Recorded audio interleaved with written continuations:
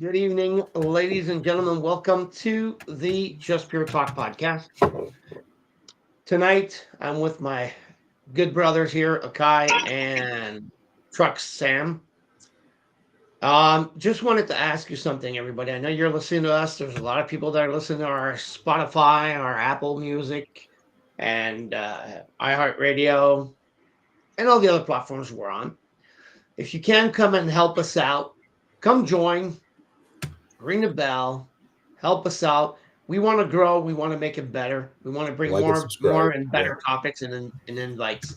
So come hit this. Come join us at the bell. Get us up there, and we'll make you proud for choosing us. Hello, guys. Hello, Verb. So how's your week? my week, I Sounds had busy. it was busy. I had a cold. I still got the cold. Trying to get out of it. We both have colds. But so yeah.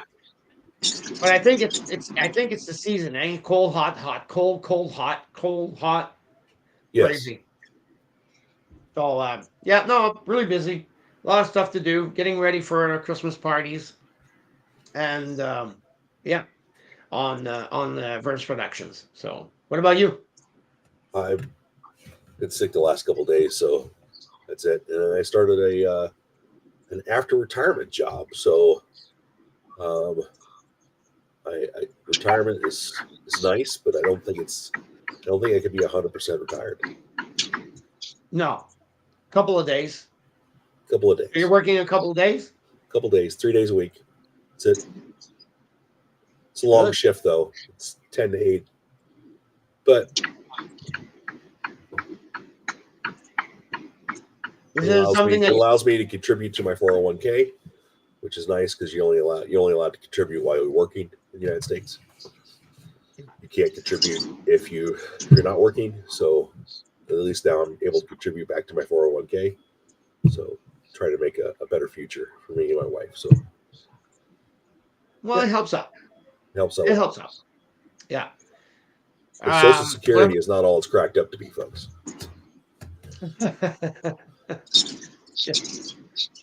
Truck Sam, your week, how's it been? Yeah, driving like a madman, trying to make all these deliveries on time. You know. So you're still trucking? Oh yeah, I only come home twice a year. You know, so I'm always working 50 weeks a year, 70-hour work weeks. Yeah. 70-hour work week. People would probably have a meltdown right now if you told them they had to work a 70-hour work week. Yeah. Trucking is not for everybody. Everybody's complaining working 40-hour work weeks. I remember when we would work 2 jobs, working 40 hours on each job. You know, and then doing side jobs on top of that just to earn extra cash just to pay the bills. Yeah. People don't understand about hard work nowadays. What do you mean? No, I'm talking to the younger generation. You know, like I remember going to school and working a 40-hour work week. Yeah. Okay. I had a buddy who, when we were in the Army, he worked 40 plus hours every week to work at fast food. Yeah. Okay.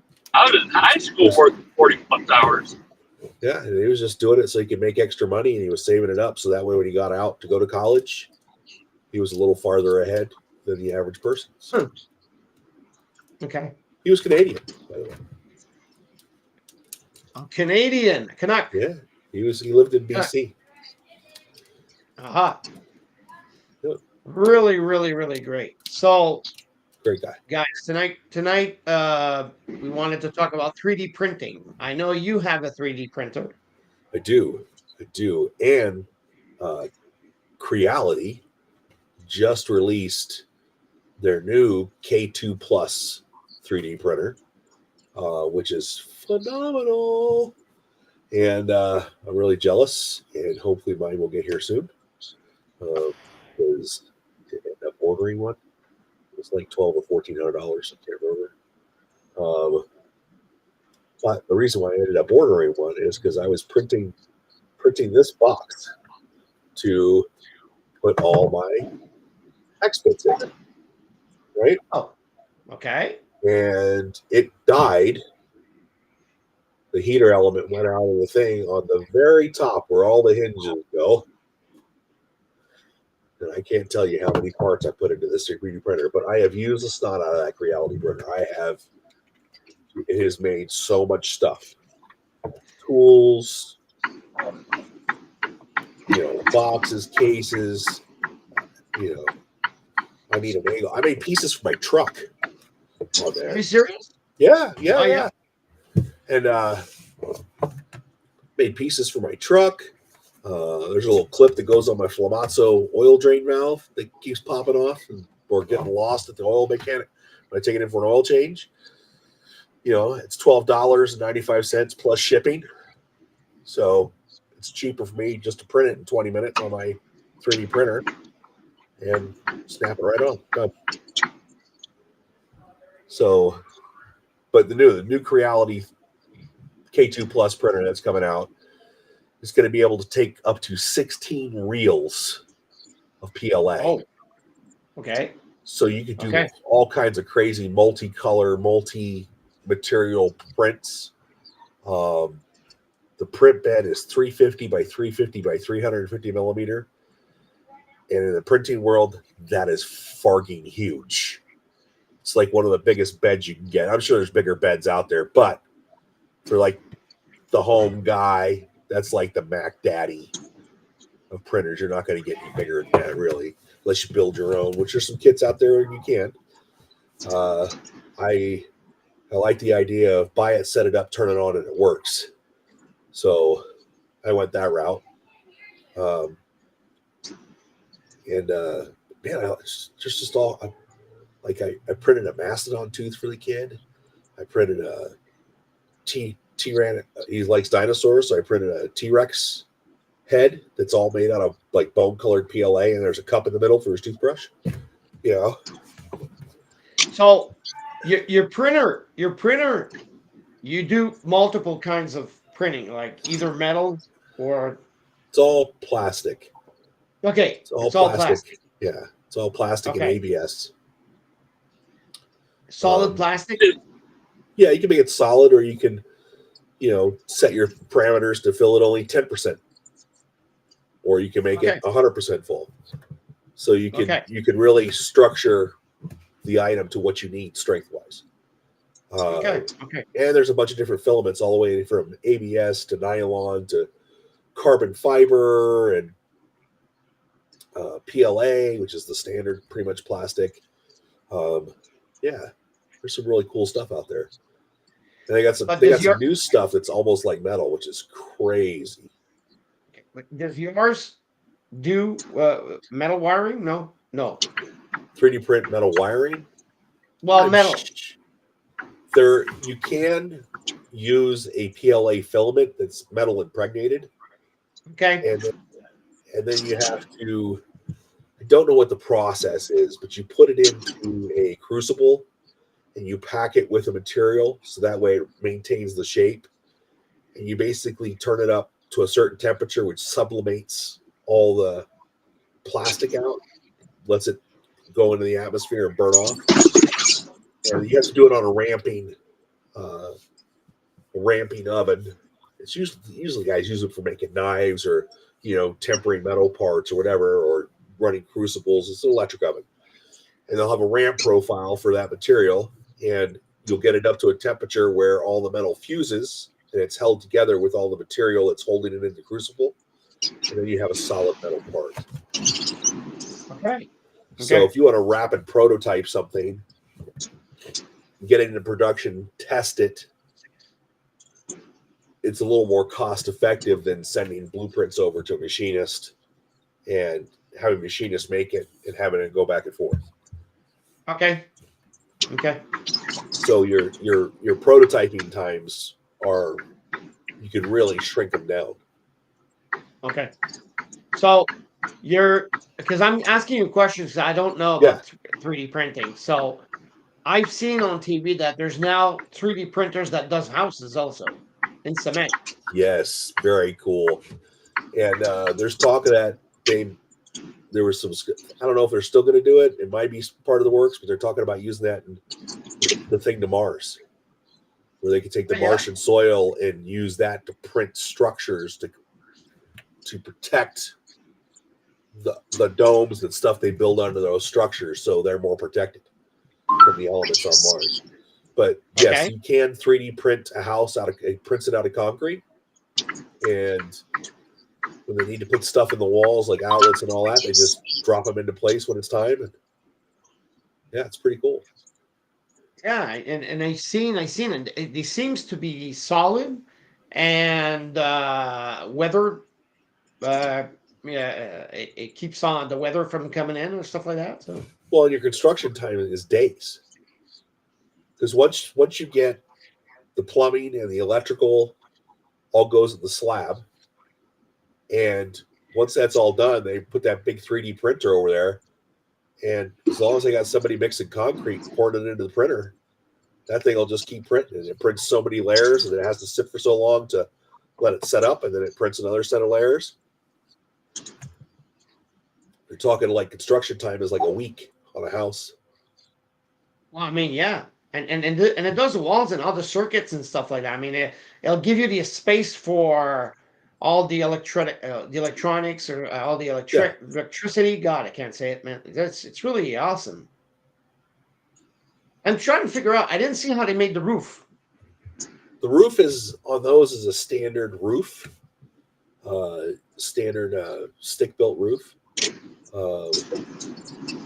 I'm sure that they're working on that in the future, because I would prefer to have a concrete roof. They got this product called ICF, which is integral concrete form, and they now have it so you can do ceilings and floors and walls and the roof all out of concrete. And you just basically fill up this big styrofoam rebar full of rebar. It's full of rebar, this big styrofoam form that looks like Legos, and you cut out the holes for your windows and you brace it with wood, and you put bracing in so none of the walls shift, and you got your electrical in the walls and your plumbing's in the walls, and then you just fill it with concrete. You say it's about 10% more expensive than a regular stick build on the house, but the energy savings more than recovers that 10% after the first 5 years. Well, yeah, there's an energy saving, and your house doesn't go up in flames when there's a fire. No, because it's non-fire. It's fireproof. It's fireproof styrofoam, and so the only thing it's going to burn is contents that are actually in the house. Like if you had a wood TV stand or it burst into flames or something like that. But I mean, fire stop right away. I mean, it's like, it's like me when I had my kitchen fire. I mean, kitchen blew up because it's on wood. But I mean, technically, if your house is built, if all the walls were concrete, that fire would have stayed in the kitchen. Yeah, it would have just burnt down the wooden parts. Yeah. Oh, this is really wonderful. Anyways, the future's there, right? 3D printing. We never would have thought that we would start doing some 3D printing and building these clips and building computer cases, building keyboards. It's like all kinds of stuff I've 3D printed over the years. Computer case parts. This is another item I 3D printed. Let me grab this real quick. Sorry, pardon my reach, but this, I like to play D&D, and so this is a little dice holder. So it's got all my dice in there. Okay. Yeah. And then, because dice always roll all over the table, right, folks? So I put those two pieces, put them together. I drop my dice down in here. It rolls into here, and I don't have to worry about chasing it anywhere. It's right here. Crazy, man! Wow. And so this is called a dice tower, but this is printed out of a wood PLA. So it's kind of got that wood feel. It's kind of like a wood plastic. And then, Crazy. Yeah. So I got hi Oma. I know you're listening to us at the moment. You're talking about how about cyclones and tornadoes? How about the cyclones and tornadoes? Where are we talking about? The ones down in Florida? I haven't heard much lately, weather-wise. Yeah, there we go.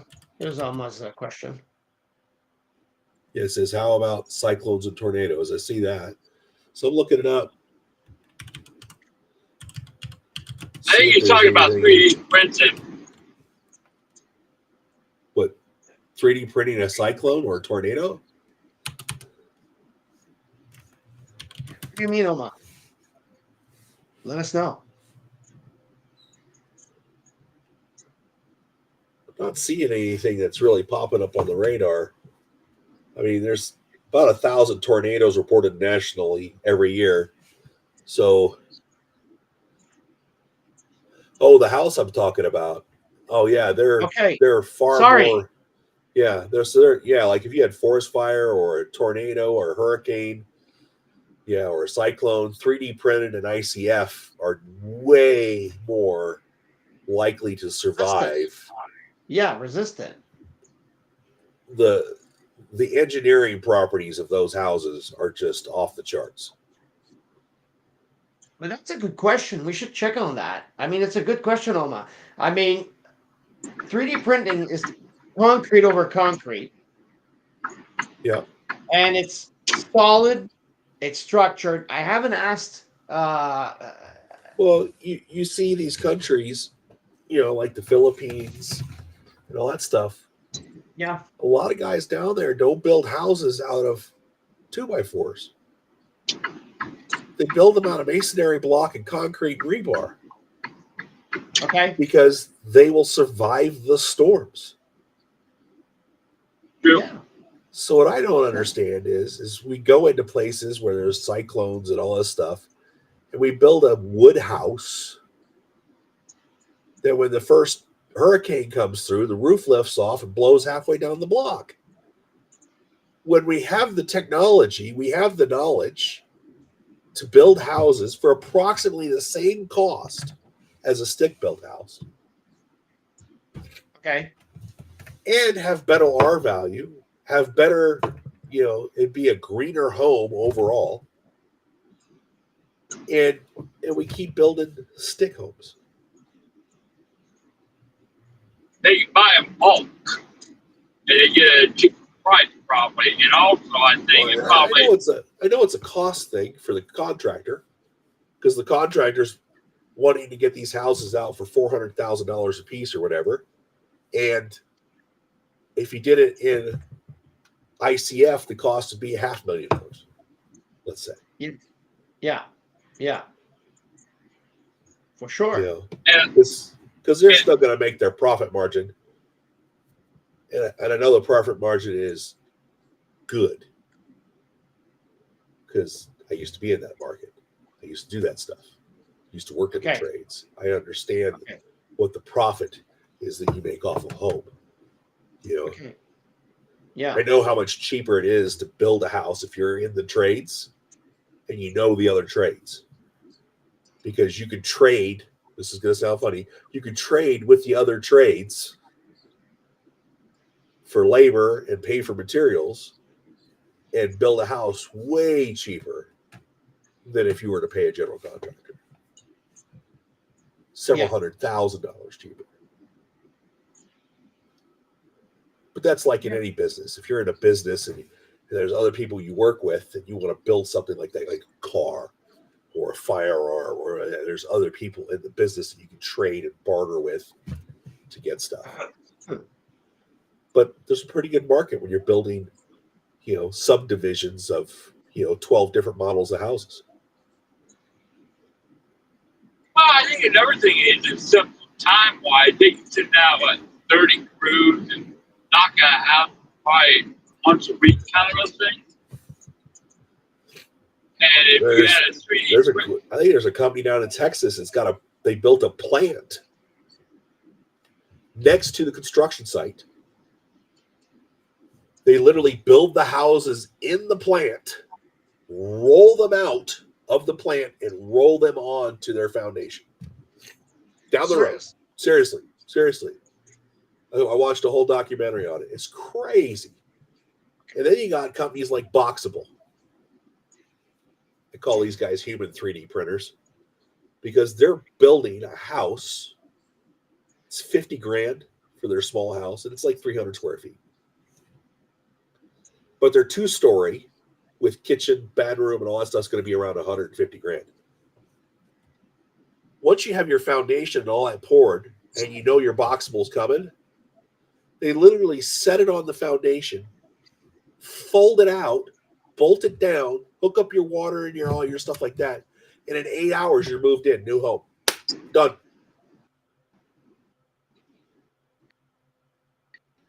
Okay. 8 hours. 8 hours. They can unfold it and hook everything up in less than 8 hours, and you have a home. That's if all your utilities and everything are already existing on site. Yeah, for sure. Because the kitchen comes with the house. The bathroom comes with the house. And you can get other boxes, and they can sit on top of each other. And I see that as another possible, because single family home right now in this area is $4.5 million. Yeah, that's outrageous. Yeah. It is outrageous. I mean, people can't afford that. You gotta be making like $75,000-$80,000 a year to make that work. Yeah, they showed that in the news. There was a financial guy talking about it, that either in the States or even Canada, the price of the houses went up so much that you got to be 2 people working and almost three. And you got to be able to afford, even if you're not doing that, you got to be able to afford rent. Well, rent on a single place is like $2,000 a month. You know, maybe $1,500 if you're lucky. Totally. So I see a lot more people living in people's houses. Like, oh yeah, we rent out the bedroom upstairs, or yeah, we rent out the basement to a renter. My buddy did that with his house in Arizona. He goes, look, I'm a single guy. Half the house is not getting used, so he just walled off half the house, set it up as a rental, and it pays his mortgage. Crazy. You know? So that's what you got to do. Yeah. Were you going to say something, Chuck? Well, I was like saying, it's like nowadays, like what Kai's saying is right. I mean, you can't live by yourself no more. You know, you want to live, you got to have 2 people or working, you know, or making $1 million a year, basically. Well, yeah, and that's what's happening. Oh, I thought we lost you. That's what's happening. I'm sick, folks. And so when I have to blow my nose, I'm muting and shutting off the camera because no, totally, I understand. You're not going to go. Yeah. Yeah. You don't. So yeah. So I know we're going off topic a bit, but because it was all about the 3D printing. It's all about 3D printing. There's so much. Yeah. Like we were talking about 3D printing, but you wanted to bring, I think, ghost guns into the 3D printing. That's a big thing that's really getting through Europe and Australia right now. Is they're starting to crack on. Like in Australia, if you have the file that you need to print with all your G code that tells the printer what to do is called an STL file. If you have an STL file in Australia for a firearm, they could prosecute you and put you in jail for just having the data. Okay. How crazy is that? But it is. For just having the data. No, it's fact. It's fact. They will prosecute you and put you into jail, and it's not for like a year. It's for like 20 years. Well, over having a data file. I can somewhat, not the 20 years, I don't agree with that, but ghost guns are on Facebook for lunch. And second, they can be printed by anybody. And you don't know. You're talking about America. You're talking about America where we have the right to bear arms. Yes. And in some states, ghost guns are illegal. But it's something where you want to have people that should be having guns, you think you print that off, like, oh yeah, I know this guy, I can get it from him. You know, I mean, he's basically what do they call that? You know, not the mastermind. He's like meeting with them unknowingly. Yeah, I get what you're saying, but don't. And I'll put this, question to the community at large. But this kind of falls into a human rights thing, I think, for me. I believe you have the right to free speech.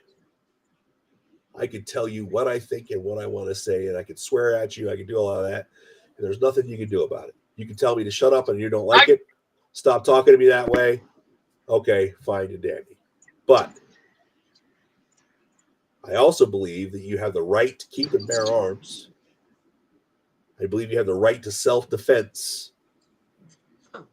That way, if the government comes and tries to wipe you out, or somebody's trying to kill you, or somebody's trying to rob you, that you have the right to defend your family and your property. I believe that's a human right. I don't believe the government should have any say over it whatsoever. Okay. That's my opinion. That's my opinion. And a lot of other people feel that same way. No. There has to be some type of, do you want somebody that goes around committed violent crime? I think there are over 400 million guns in the United States. Yes, true. How many deaths result a year? I don't know. I don't know. It's not that much. About 40,000. Which over 50% of those are, you want to take a guess what those are? What? Suicide. Are you serious? I agree with that. So, and the majority after that, and when we take a swing with the majority categories after suicide? Murder? Crime. Yeah. Yeah, crime. Crime, drug-related crime, robbery crime. Murder is actually very low in the overall scope of things. It's something where... When you actually look at the numbers, people aren't going out en masse and killing people. Yes, there was a shooting with Tuskegee here recently. It was Tuskegee. But overall, it's usually some whack job who's got a gun somehow. And the way the law is written, you can legally build your own firearms as long as they fall into ATF standards. As long as they meet the law. You have the right as a U.S. citizen to build your own firearms. So there's laws against, if you're a violent offender, that you're not, that would be violating the law, wouldn't it? Yeah. That's one thing, you can get a 3D printer, and it's like, I don't need to go down to my local black market no more. I can print it's easy, but it's not. It's easy, but it's not as easy as you think. You got to be mechanically inclined. But yeah, I see your point of view about it, about having the right to bear arms. People that go to jail, for instance, I'm going to get on my high horse here. I'm going to talk about some human rights here.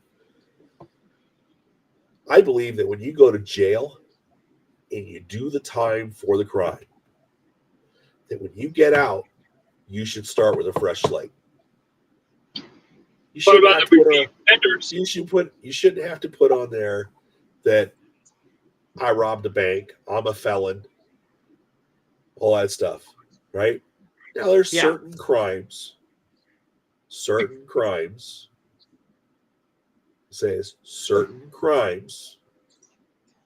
that are so heinous then I don't know if you should ever be let out of jail. Okay. And like, if you turn out to be a pedo, I don't know. Jail's the blessed place for you. I don't want you hurting children, you know. But you got these guys that got busted when they were 20 years old with a weed charge that now can't vote, can't own a firearm, have a family, have a business, but they're still considered a felon. They've been living clean and good for 20 years plus, trying to do everything right. And every time they fill out a job application, were you ever a felon? Yep, that was me. I was a dummy. Well, in that situation, I agree with you on that. But what I'm talking about, what about the repeat offenders that keep doing it over and over and over again? I'm sorry, that's but where, I that's don't where California comes in. That's where California comes in with their 3-strike rule. You get 3 chances and you're out for life. I don't believe in life part of it. It depends on what crime it is. You know, I have, you know, but it's something where, you know, these people that do repeat offenses, I don't believe in. I give them 1 chance. That's it. You know, I'm sorry, but no. You know, if you do it once, okay, you know, it depends on what it is. Now, if you do it again, you lose your rights. I don't know. We're going to have to agree to disagree on that. I would need a list of the crimes. But the majority, I don't care if the guy committed bank robbery. If he committed bank robbery, he spent 12 years in jail, got out, did his parole, he's got a job, he's living like he's supposed to, he should have his rights back. In that situation, I would agree with you on that. As long as he doesn't do it again. If he does it again, he has no rights. Again, he's going to get, you know, it's kind of like those laws that, you know, you do it the first time, they go, okay, you're a bad boy, we're going to give you X and X. But the second time around, we're going to bring the hammer down on you. You know, I agree with that. But like you said, we would have to sit down and talk about the list of that stuff. But also, a lot of people that commit these crimes, why are they committing these crimes? Verb? You got any idea why these guys are committing these crimes? I have some ideas, but I kind of want to see what it is for you guys, or I can explain what I'm thinking. I'll explain what I'm thinking. Well, I mean, I want you to explain because I know you're more psychologic than I am on these things. I think a lot of people that commit these crimes is one, it's a crime of passion, or it's a crime to put food or medical or housing over somebody's head or body. They're trying to do it to protect their family, and they think this is the only way that they're going to make it in this world is if they commit crime. And then, of course, there's the other side, which does it because it's a thrill, and they can make a crap ton of money doing it. Well, there's a lot of them that it's thrills. So, but I understand what you're saying. I see your point on that, you know, and you're right. And most people that go into crime first, you know, like, you know, I'd say at least 3/4 of it is about putting food, throw up over somebody's head. But after a while, it's like, you know, they don't know nothing else, and just keep on doing it, or they enjoy it. Well, I'm sure that comes to everything, you know. If they made truck driving illegal, we would have a fight on that one. You would probably still truck drive. You would probably still truck drive. But there are some things. There are some things in this world that people do just so they can live. Like you said, you would have to look at the crime, what they're doing it for. You know, it's like, you know, a lot of, you know, like when I'm proud of the things like, okay, if you commit crime, like chop, like slap on the wrist, a lot of community service, and all that. And then just stealing to feed yourself or feed your family or keep where you're at. Then be looking at like society, like, okay, what's happening in your life that you think you have to come to this? Then there'd be I believe there'd be a different punishment. It's like right now there's a lot of jobs out there. There's a lot of things that you can be doing. And you see on the news all that about shoplifting, and what they're shoplifting. I'm like, what's that about? Why do you shoplift that? Oh, some of the crime in some of the states has gotten crazy, but yeah.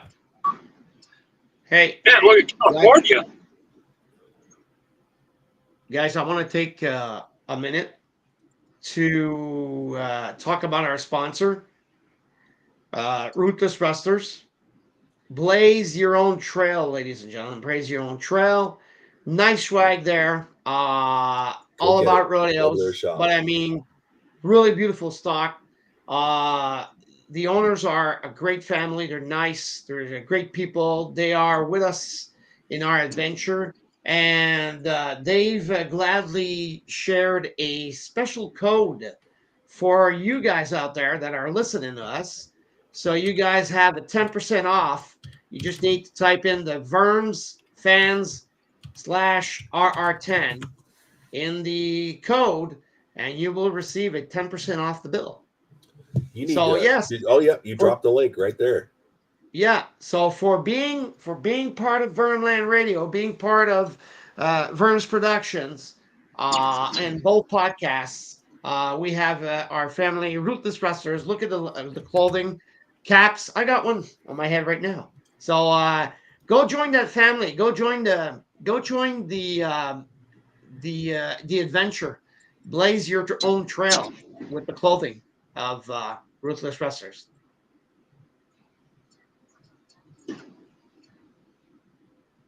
There we go.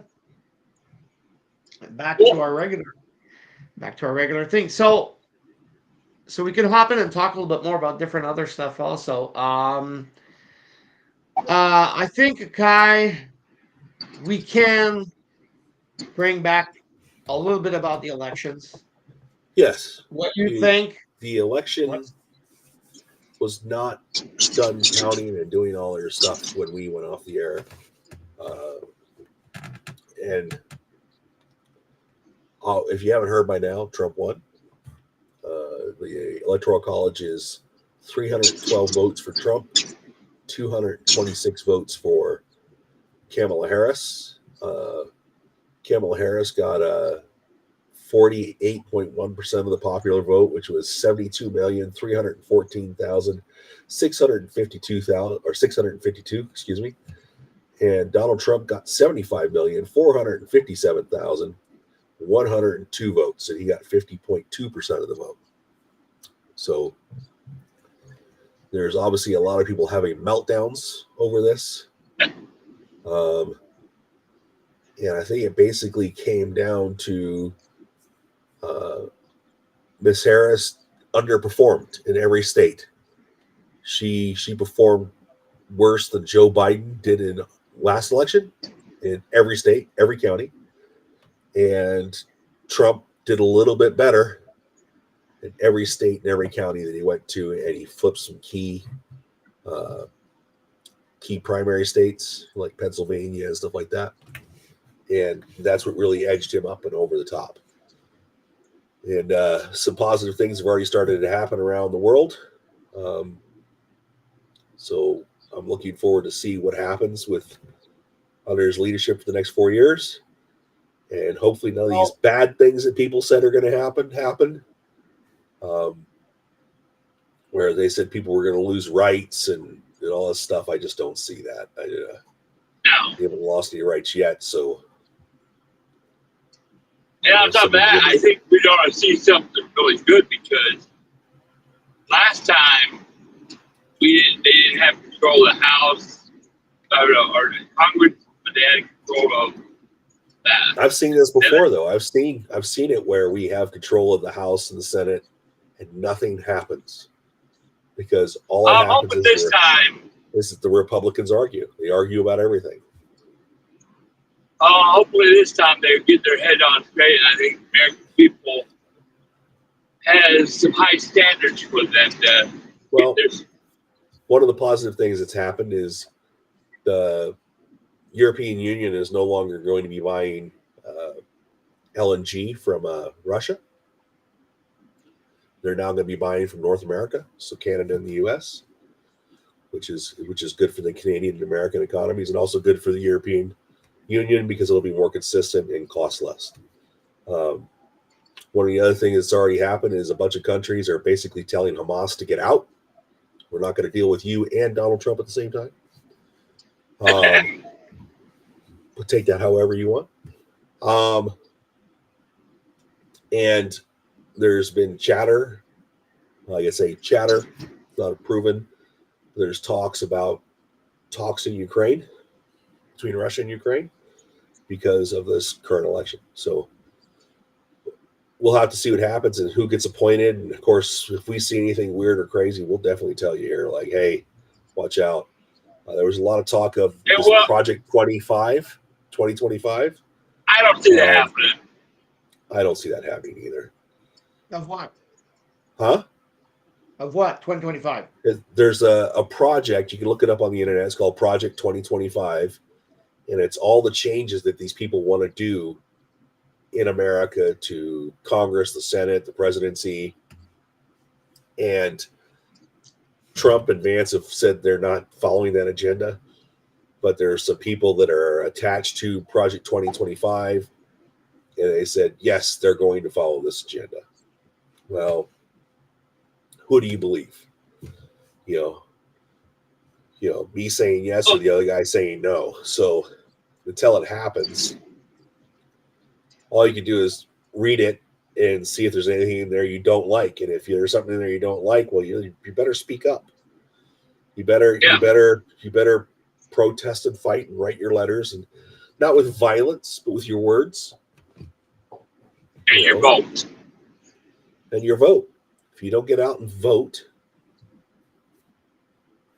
people got out en masse. 140 almost, well, actually 148 million people in the United States went out and voted on election day. That's a huge turnout. It's massive. You know, what's it, 300 million people in the country? You know, that's over half the country said we're voting. The amazing part to me about this whole thing is a lot of not the candidates and all that stuff, but the amazing part to me is the technology and the equipment that allowed us to count that many votes in such a short time period. Because I'm sure the same thing is like we have a national election up in Canada. Like there's like results like that night and the next day. And the technology behind that to make that work is just insane. Yeah. So it'll be interesting. There's a lot of upset people and there's a lot of happy people. So it's about 50-50 in this country. Well, how about the tariff that he said he's going to do on John Deere? Did they do what they do? Have you heard about that? Yes, he said that if John Deere moved out of the country, that he would tariff all John Deere tractors, which he should. Yeah, I agree with that. It'd be like a huge Canadian manufacturer going, yeah, so and so got elected, so I'm going to move all my manufacturing to Taiwan and take all these Canadian jobs to Taiwan, but I'm still going to sell my product here in Canada. Well, yeah, you can sell your product here in Canada, but I'm going to tax you more to cover up the loss of income from and to help these workers out and to pay for all their welfare and all that stuff because you just left them in a lurch. Yeah. All right. Well, it's like lot of people say, oh, when China opened up, it's like, no, it dated back when NAFTA, when they opened up the Mexican border. That's when everything went south. NAFTA was a terrible thing to do. Yeah, it was. And everybody lost a lot of jobs. And when China opened up and all that, we lost more because they pretty much go to these countries, dictate what they want, and they don't need to pay the person's livable rate. They don't need to follow,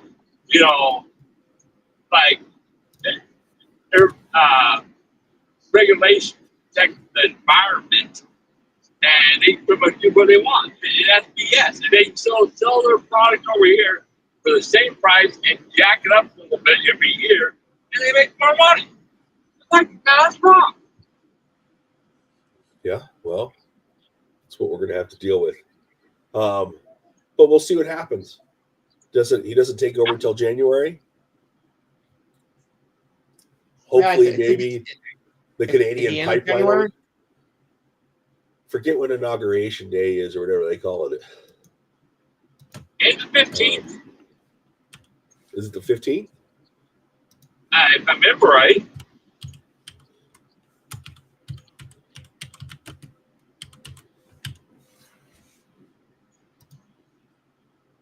January 20th. Oh, I was off by 5 days. Yep, January 20th of 2025 is when presidential election is going to be this year. Or next year, I should say. When they transfer. Yeah, when they transfer the power. That's probably going to be one hell of a party. Ooh, I don't know. I don't know what it's going to be. Are all the left-leaning people going to go there and protest? Probably. They're going to burn down another church, historical church, like BLM did in Washington. Crazy. That's pretty bad. The more they dig into January 6th and the more evidence they come up with January 6th, just screams like a Democratic inside job. That's my opinion. It is. I agree with you, that guy. I mean, it's something where that was a setup. I mean, it was people were saying, hey, don't do that. You see video of the cop waving them in. I mean, come on. There are still people in jail. That's BS there. Have been held prisoner this whole time. Have not even been prosecuted. Have not even been charged. They're still in prison over that. That's some BS. Yep. And there's some people I know that have been charged and they're serving probation or they serve some jail time and probation. So we'll see what happens. But my opinion is they should go after the people that did the violence, that did the damage. Them are the people that need to go after, not the people that did evil. What I would encourage people to do is stop listening to the media, stop listening to the news. Yep. Actually go out and find the speeches. Go out and find the timelines of your political people. Yeah. And actually listen to the whole speech. Because news media likes to take a little excerpt out of something and twist it to make it sound like he said this. Or you looked the wrong way, and it turned out you were looking at something else related to that story. Yeah, and so in here recently, I've been going back and re-listening to these speeches that they're going, well, he said this. And I go and listen to the speech, and I go, you've got the context all wrong in the speech. It's not what he said. He said this in this way, still condemning these people for being idiots. But he still said there was lots of good people there.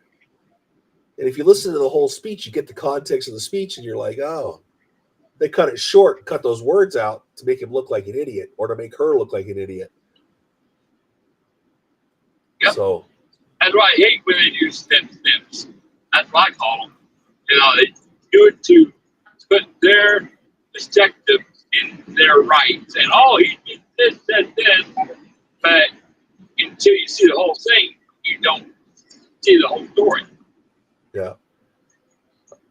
I don't know. What do you think, Verm? I think you should always look at the whole picture before you make a decision. I do, but I've always been that way. So I mean, we'll see. I have a perfect saying for this. Truth is a three-edged sword. Three-edged sword? Yes. Okay, so what are the edges of this sword?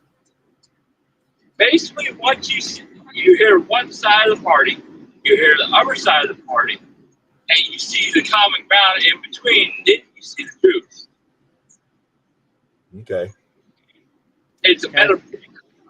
Basically, Yeah, you have to look at the whole picture to see the upper edge.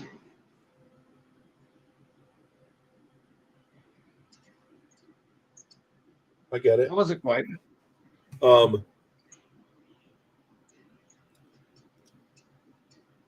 I'm with you on that. Yeah, So it's good. I mean, is there any concerns that Canada has with Trump being in office, or is it kind of like we're just going to watch and see what he does? Everybody's going to do that because there was so much stuff came out, sayings and stuff like that. So much stuff came out, so now everybody's going to be looking to see. Yeah. If it, what's going to come, what's next, where is he gonna head the country? Where is he gonna, everybody knows Trump, so yeah. So we'll see. Is he going to do something to hurt us, or is he going to still be an ally? But yeah, that's it. Trump's open book. Yeah. The one I'm thing. sorry, but Trump, he's open book. He's not your career politician that will tell you to your face, "Oh, I'm going to be a good career politician to you," and turn around 5 seconds later and backstab you. Okay. He's one of these people that pretty much an open book. Yes, he is loud. Yes, he does talk a little bit too much. He does say stuff sometimes or tweet stuff, and you're like, "Oh dear God, did you just say that?" Yeah, pretty much. If Burb's over here shaking his head, going, "Yeah."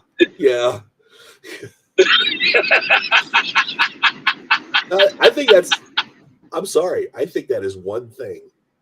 I don't care if you're Republican, Democrat, live in another country. That is one thing that everybody will agree on Trump about. And sometimes the stuff that comes out of his mouth, you just kind of go, face palm and go, where did that come from? Hey, where did you get that information? And then you see all his team going like, "Oh, well, man, what did he just say?" Oh, yeah. Like, how are we going to fix this? Now, how are we going to fix this? Well, it keeps them on their toes. I was like, oh, man. Well, so every time I watch one of his speeches, I'm just like, oh, here it comes. Yeah. What's going to come out of this one? So he legally won. Yes. Legally. He came out with over 50. So he won in a landslide. This is what they consider a landslide victory. Well, congratulate him. Give him a handshake and say, "Okay, guys. Anyways, now go do a good job." Yeah, now show what you can do. Yeah.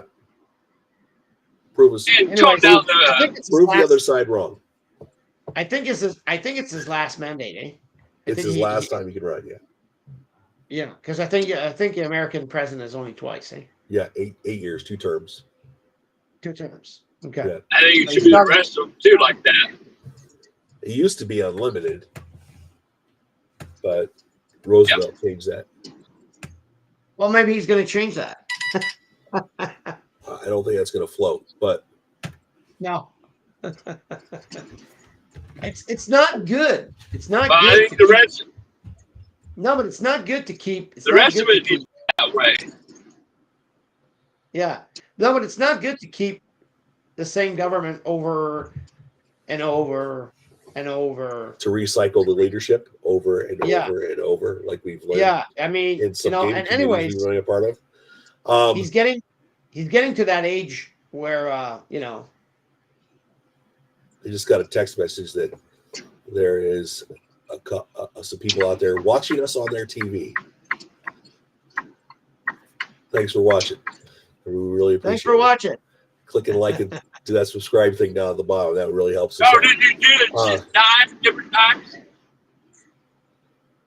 Don't watch him. He's in the black suit. Don't watch us. We're gonna have to get his mic fixed. He's gonna have to get his mic fixed because his audio. But is terrible. that's what it is, ladies and gentlemen. Being on the road. Already that Truck Sam joins us every week, even if he's driving down the state road, driving down the freeway. Yep. Delivering his goods. Did you tell the new time that you talked about? Oh yeah, the new time. We are going to be here on Wednesdays. We are changing because some real life issues have come up, and it's going to work out better to change our recording day to a Wednesday. So it'll be Wednesday nights at the same time. The French podcast is going to be moving to Tuesdays at their same time. So we're just doing a flip-flop. So if you're fluent in French or you want to practice your French, please log into the thing and try to pick the words out that they're saying and try to understand what they're talking about. It is a French-only podcast, so and this one is English and what other language we could throw in there just to mess with people.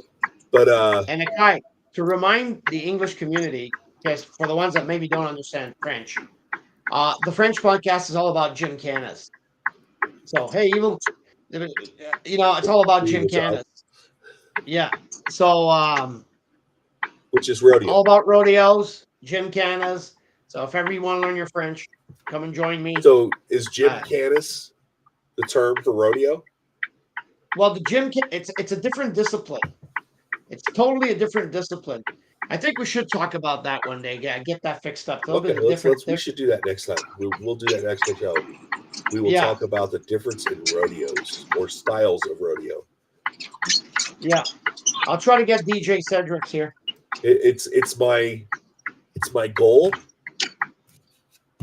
Hopefully next year to be able to come up there during rodeo season, if it's possible, if I can make it. I'm still checking out schedules. There's things we're doing, so it may totally shoot me out of the water. But I want to get up there and see the whole rodeo thing because I think you know what I'm going to do. I'm going to ask my son, who is totally in the rodeos, to try to join us next week to talk about the Jim Canas and the difference. He's totally good in English, so yeah. I think we'll invite him to the show to talk about Jim Canas and the. And if he doesn't want to sit around with a bunch of old guys, and I've been streaming. Yeah, I've been streaming a lot on TikTok, and I know a lot of people don't like TikTok, but I've been streaming on TikTok, and I can tell you that there's a lot of that. I like that TikTok thing. There's a lot of Americans that are watching my TikTok. And then they're asking questions while we're filming the Jim Cana. So they're asking questions. Hey, what's that? What's that? And then we explain everything, me and my son. So yeah, which is awesome. Yeah, it's live. You don't have it on a record, but it's live. So it's live when once in a while I pop up on live. Evil Child's been writing to us before we close this up.